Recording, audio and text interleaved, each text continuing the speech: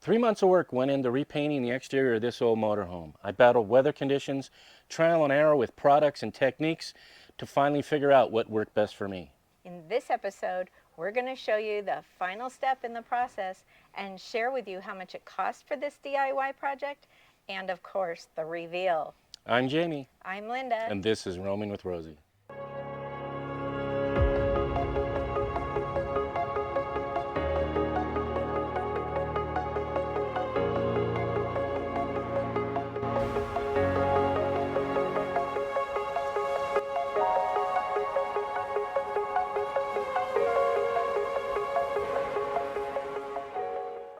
Thanks for joining us for the reveal. Like I said, I spent 3 months on this project and Linda thought I was crazy for taking it on.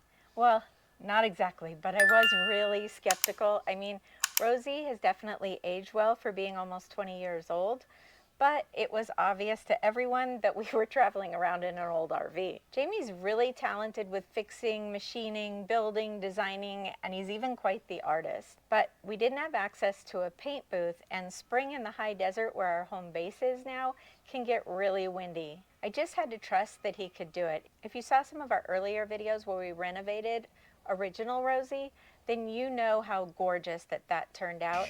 And although both of us worked on it, Jamie was the problem solver and he had a lot of problems to solve. Through the fields of our paths, feelings part our ways, keeping us close but estranged now. Dreams holding us closer, meadows of our youth, 107 days, but recalling it backwards, our dreams holding us closer. Ooh, we can see so clear. I watched YouTube videos for about 2 years before taking on this project, and mostly those videos were about painting yachts, which are made out of gel coat just like Rosie. We were at an Alfa rally and I talked to a few people there who had painted their own Alfas and asked them about some of the issues they had when they took on that project. So while we were at that rally, we asked a lot of people how much their paint jobs cost. The minimum doing something like this where it's one solid color, not a lot of repairs, was around $20K. To have multiple colors, to have repairs and damage done, they spent over 50 grand. Some of them spent 60 grand to have it done. So that wasn't going to happen. So let's take a look at the steps involved for this project.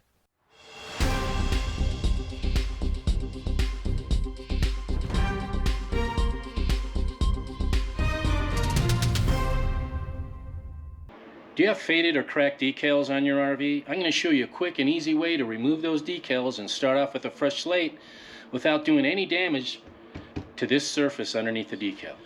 It's this scraper. I don't know if you can see this.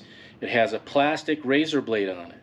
And the reason you want the plastic is the plastic isn't going to dig into your fiberglass like a regular razor blade would. The other thing is a heat gun. When Dennis showed me how it worked, I was pretty impressed, and it was actually working really quickly. And I'm going to kind of go around and show you me removing the stickers and all the decals, and then also showing you the product we use for getting the adhesive that's still left on the fiberglass here, what we use to remove that so we got a nice clean surface and we don't have anything left over.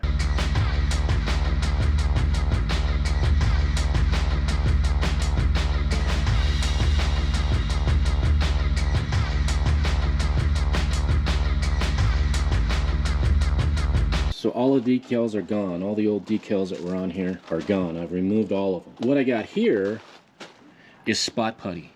I'm putting spot putty because whoever redid the decals before we bought Rosie, when they put the decals on there, they actually cut the decal with a razor blade on the coach. So it left razor blade marks in the gel coat. Like I said, I don't have a paint booth or a warehouse to paint the RV, so I'm kind of at mercy of the elements.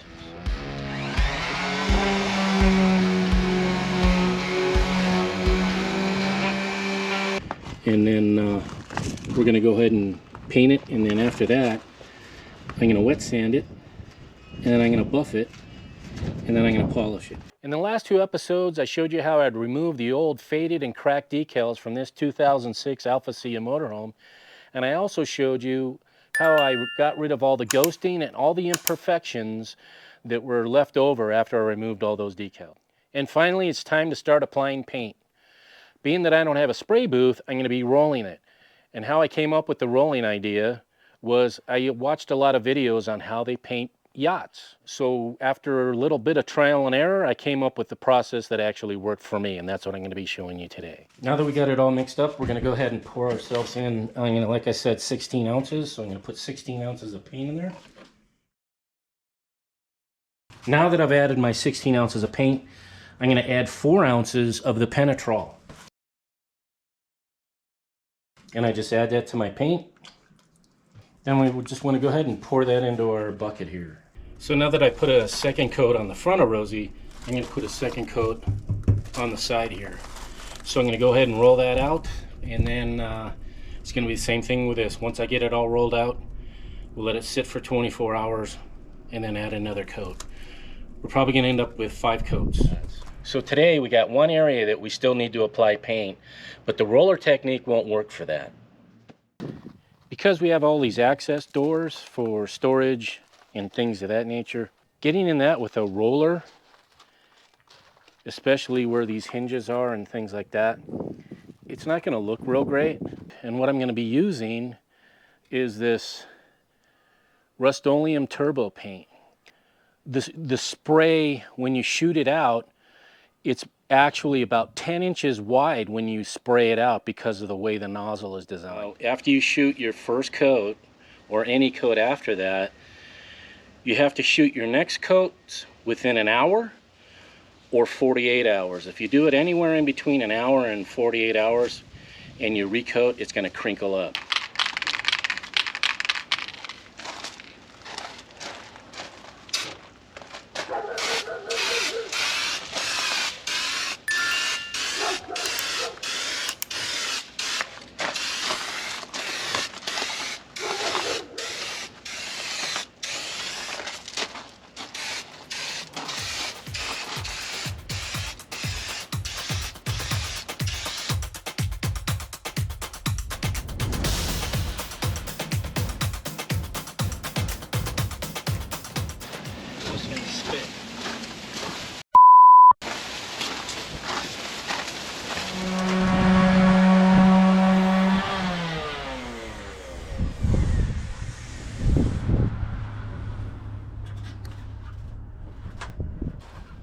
Now that I have the front of Rosie all finished sanded, I hit it with 400, 1000, 1500, and then 3000. Now we need to buff it out.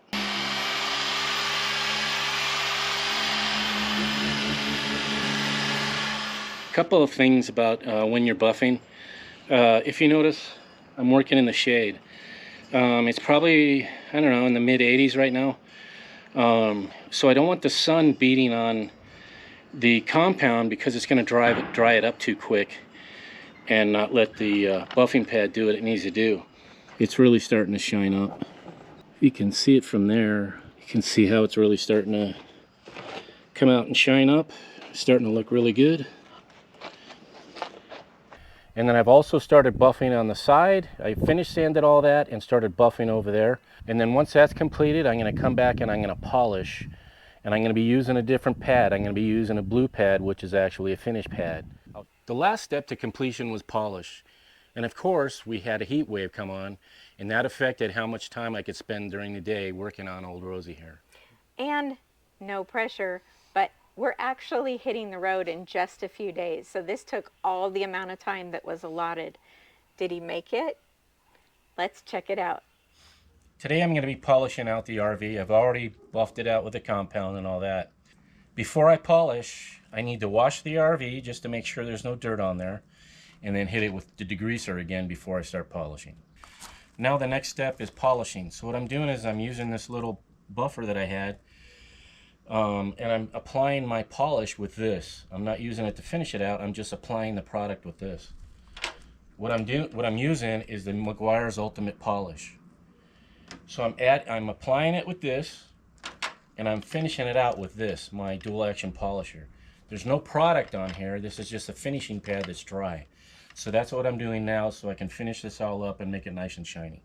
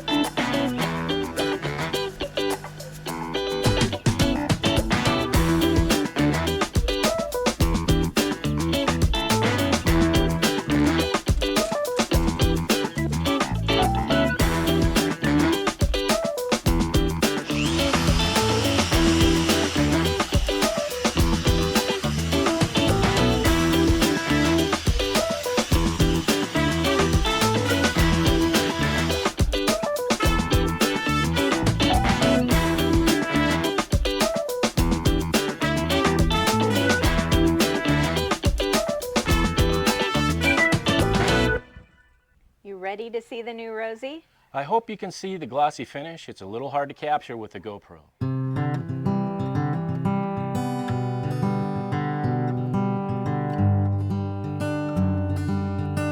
If I could only fly, I would fly so high, I would kiss the sky. It'd be so, so right, so right, so right.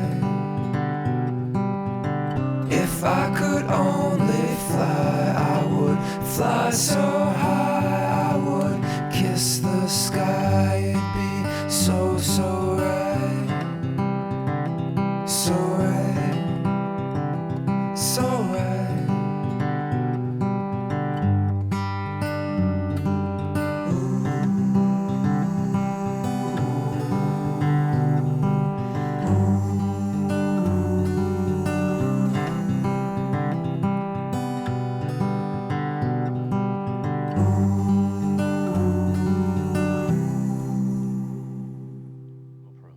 I love it. He's still talking about some design, like adding some stripes later. But like I said, we're leaving in a few days, so there's no time for that now. But we're just happy to have this shiny new beluga whale. My total cost for supplies were $1,100. A total savings about $18,000 if I had it done professionally. Now, would it have come out better? Maybe, maybe not. But you cared about making it perfect every step of the way, and sometimes we find when we hire others to do stuff, they don't care as much. Plus, at 20 grand, we probably wouldn't have had it done because we're living on a budget, being that we want to live this lifestyle. On our website, we created a page with a list of the products and links and how much it cost us at the time we purchased them. There's a link in the video's description for that website page, and we sure would appreciate it if you use our links. Sometimes we earn a little bit of money, and if there's any discounts, we'll pass them on to you in those links. Thanks for hanging in with me on this project. I really loved all of your comments. Well, most of the comments. And I hope I answered all of your questions. And there's also a link down below for a playlist of the whole series of the paint project. If you enjoyed watching this whole process unfold, we'd sure appreciate it if you'd click that thumbs up button. And if you haven't already, please subscribe. And hit that notification bell, because that way you'll be notified each time we upload a new video. And make sure to leave a comment, that way you could be part of the conversation. Until next time, We'll see ya.